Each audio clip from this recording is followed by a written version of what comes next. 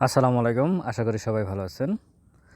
Jamuna oil এখন যেখানে আছে এখান থেকে যে কোনো মুহূর্তেই একটা পজিটিভ মুভমেন্ট আসতে পারে। আমি যদি বলি এই রেঞ্জে চলে আসার সম্ভাবনা আছে। এখন চলে 190 টাকা ধরুন, 190 থেকে 200 এর মধ্যে খুব দ্রুত একটা পজিটিভ কিছু হওয়ার সম্ভাবনা আছে।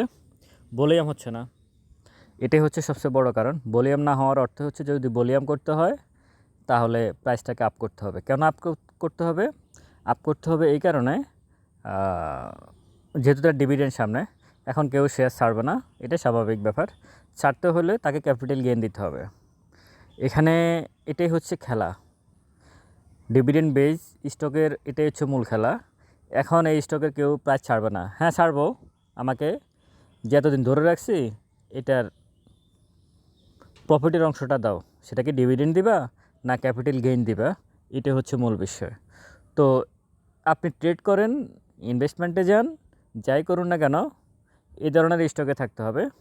যমুনা অয়েল অবশ্যই পুঁজিবাজারে তালিকাভুক্ত ভালো যে কোম্পানিগুলো আছে, অন্তত 20টা কোম্পানি থাকলে তার মধ্যে অন্যতম একটা company Jammu fuel and power sector.